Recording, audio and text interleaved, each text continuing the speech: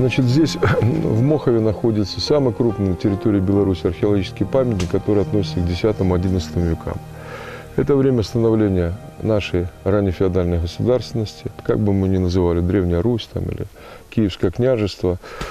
Но факт остается фактом, что вот такое образование здесь есть. Значит, мы на протяжении многих лет, уже почти 10 лет, ведем здесь археологические раскопки усилиями наших студентов университета, волонтеров. Вот. И находки действительно удивительные, которые показывают, что, не зная истории этого памятника, значит, мы не будем знать нашу старожитную историю Беларуси. Потому что здесь открыты могилы людей, которые формировали эту государственность. Это были не простые крестьяне, не простые какие-то ремесленники, не горожане. Это были воины, поселенцы, которые использовались государством для установления контроля над родимищами и драговичами. Вот. Те события, которые описаны в летописи, когда великие князья новгородские, потом уже киевские, Олег Вещий и его, так сказать, преемники шли походами, присоединяя поэтапно племенные территории, в том числе территорию Беларуси. Вот. Они имели в своих рядах, значит, воинов-кривичей, финно-угров, скорее всего, шведов или норвежцев, ну, в общем, варяги, собирательный символ, кого-то еще. Вот. И вот эти походы, которые были начаты по завоеванию вплоть до Киева, Киев тоже был завоеван с севера, они велись с конца IX века, и продолжалось покорение местного населения, местных славянских племен и неславянских племен Восточной Европы до конца X-го, начала XI столетия. Хорошо известно, что те же родимичи были фактически покорены дважды. Значит, первый раз они не превратились в подданных этого государства. Это было 885 год, когда князь Олег Вещий наложил на них свою дань. А второй поход был через 100 лет, 984 год. Великий князь Киевский Владимир пошел на родимище и очень серьезно воевал с ними на реке Песчане. Была битва. Это конец X века. Значит, задача археологов заключается в том, чтобы найти то, что не отражено в летописях, или подтвердить, или поставить под сомнение, что написано в летописях. Летописи очень лаконичны. Там говорится только о результатах и фактах.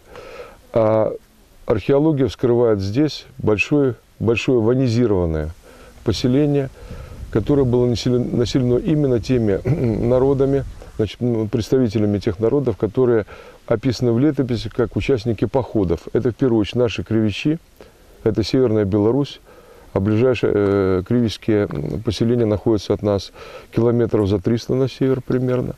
Вот. Это финно-угры и это скандинавы, похоже, и кто-то еще, кого мы не можем пока определить. В общем, дело в том, что каждая этническая группа имела свои специфические элементы погребального обряда, связанные с языческими и с христианскими традициями. Кстати, это тоже очень хорошо прослеживается здесь.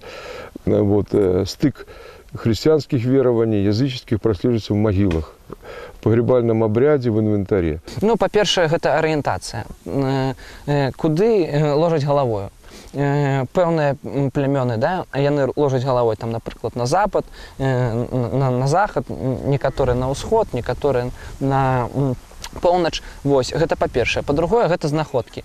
У кожнага племені ёсць свае характэрныя знаходкі.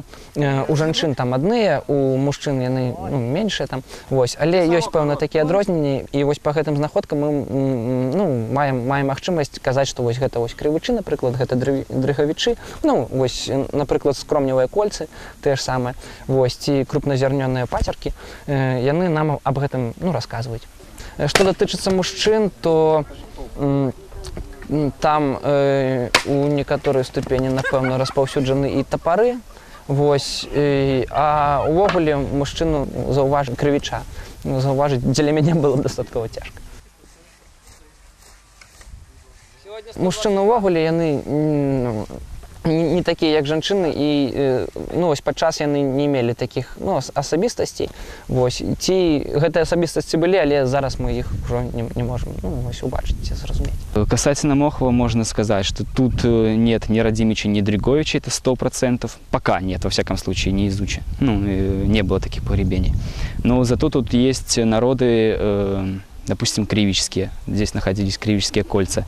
Потом есть некоторые элементы балтской традиции. Это те же самые камни. Для Юго-Востока, для Юго-Беларуси камни вообще, они очень редкие. Это Витебск, вот современный, да, Беларуси. Там много камней вообще природных залежей. Поэтому здесь вот именно этот элемент обряда, нахождение камней в погребениях, очень важен. Наличие камней и в совокупности с другими признаками говорит о том, что здесь могли проживать балты или выходцы из тех территорий. Скорее всего, выходцы из тех территорий, которые пришли сюда и сохранили какую-то свою культурную общность.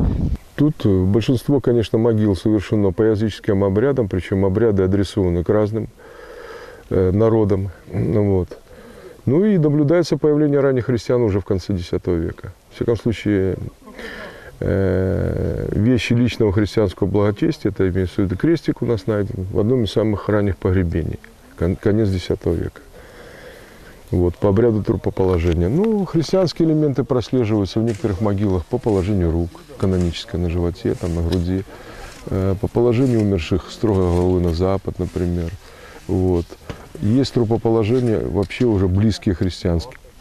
Вот. Это захоронение в ямах могильных. Есть погребения, в которых почти нет вещей. Это тоже признак христианской могилы. Но по большей степени здесь прослеживается господство языческих традиций. Если христиане здесь были, но скорее бы я бы...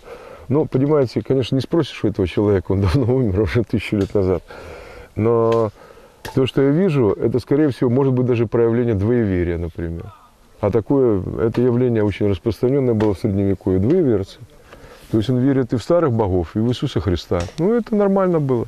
Это переходная стадия. Я думаю, что это был военный лагерь, организованный киевской властью, когда формировалась государственность для подчинения вот этих вот наших Радимичей и Дрюговичей. Потому что в летописях описаны только отдельные эпизоды, значит, противостояния и агрессии со стороны Киева, ну, как центра, тогдашнего центра столицы, Стольного Града. Вот. Но, конечно, эта политика продолжалась десятилетиями по покорению и присоединению, и для этого создавались вот такие вот очень большие поселения, населенные именно людьми не местного происхождения, которые были профессиональными воинами. Но жили они здесь семьями. Процент женских погребений здесь такой же примерно, как и мужских. Поэтому это говорит о том, что это военное поселение было постоянно. Во-первых, Киев, несмотря на свою мощь военную и все остальное, и Новгород великий, они не могли просто путем грубого военного захвата обеспечить единство и подчинение этой территории. Это нужен был постоянный контроль, полицейский контроль. Это во-первых. Ну вот. И местное население оказывало, безусловно, сопротивление, хотя в летописях об этом говорится мало, только про некоторых. Вот. Но если военный поход Владимира был организован в 984 году на Радимичи, значит, это был военный поход, значит, было сопротивление. А кто в первую очередь сопротивлялся? Крестьянство, основная масса населения, они, конечно, сопротивлялись, но как все крестьяне пассивно. А ведь во главе этих племен была местная аристократия, которая имела, по сути дела, зародыш своей государственности. У каждого племени она была, княжение, как в летописи не назвали. Аристократия и жречество языческое особенно. Они сопротивлялись, потому что включение в состав Киева ничего не гарантировало. То есть одних Киев прибирал, значит, и назначал их куда-то, и давал им кормления какие-то, а других уничтожал физически. А когда было введено христианство, обострение пошло еще больше, потому что христианская церковь должна была получать доходы, не только идейно, духовно руководить этим народом подчиненным, но она должна была получать доходы. Доходы шли с земли от крестьян. А ведь предшествующее жречество, историю которую мы не знаем, языческая, волхвы вот эти, они ведь тоже получали доходы. Ведь их святилище тоже надо было как-то содержать, их жизнь обеспечивать, обустраивать. И они жили тоже с земли. А тут приходит новая власть и начинает эту ликвидацию. Значит, жрецы, как в летописях отражено, они были в ряде случаев, ну, так сказать, зачинателями каких-то восстаний народных и так далее, возглавляли. И местная аристократия, которая не пошла на службу Киеву.